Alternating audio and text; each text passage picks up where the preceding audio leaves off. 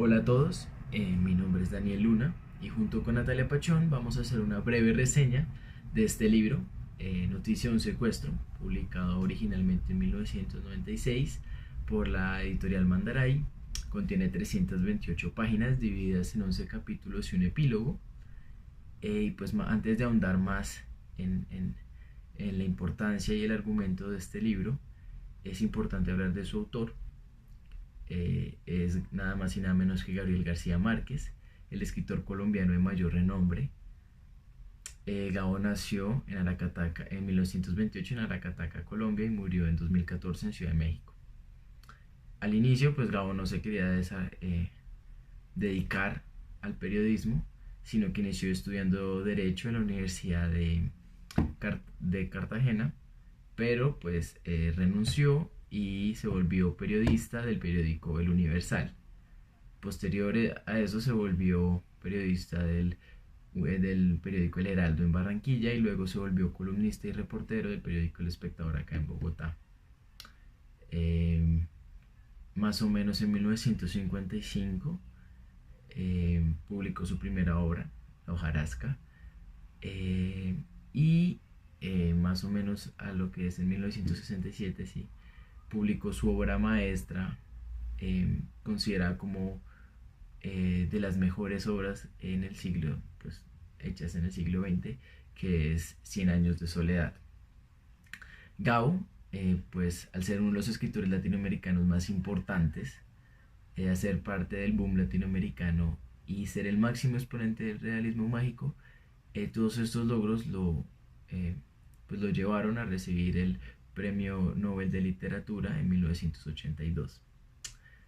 Dicho esto, en 1990, pues después de que ocurrieron estos hechos, Maruja y Alberto Villamizar le pidieron al escritor que escribiera un libro, valga la redundancia, de pues cómo había sido toda esta situación del secuestro de Maruja. Y entonces pues ahí se dio a la tarea el escritor y por eso este libro hace parte del género de la novela periodística. En este libro, pues antes de iniciar a hablar de su argumento y eso, quiero leerles un pequeño fragmento que dice así: era en efecto el automóvil de Maruja. Había transcurrido por lo menos media hora desde el secuestro y solo quedaban los rastros.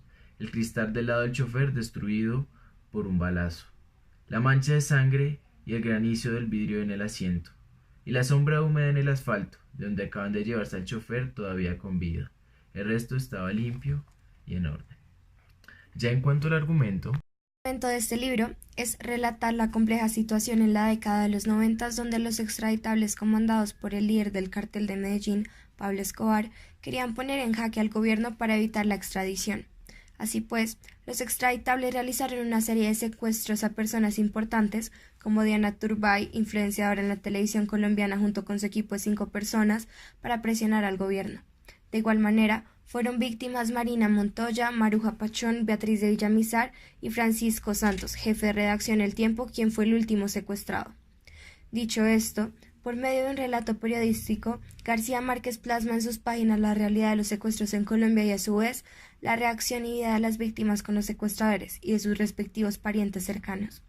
Por otro lado, muestra la incansable labor de Alberto Villamizar por lograr un acuerdo con los hermanos Ochoa que tuviera como resultado la entrega a la justicia colombiana de estas cabecillas en el negocio del narcoterrorismo y la negociación de los rehenes. entonces básicamente García Márquez plasma en sus páginas eh, pues no solo los detalles más íntimos, no es solo los hechos como de verdad ocurrieron, sino que también muestra esa tensión, esas relaciones que se dieron entre las personas, como era la relación entre los secuestradores, entre las víctimas, hace sus propios comentarios de la situación y muestra cómo era la situación global del país en esa época. Incluso la narración se vuelve muy álgida al final, pues cuando relata la muerte de dos de las víctimas, que no quiero revelar sus nombres para que por favor lean el libro. Pero sí, esta es una novela magistral de él porque es de verdad el periodismo que le falta a este país y porque nos ayuda a recordar una época trágica donde solo había lucha de poderes y el narcotráfico estaba en su auge. Y Natalia, yo les queremos hacer una invitación a los jóvenes a que lean este libro para que conozcan nuestra historia, conozcan la historia de nuestro país y generen una conciencia para que no se vuelva a repetir para futuras generaciones.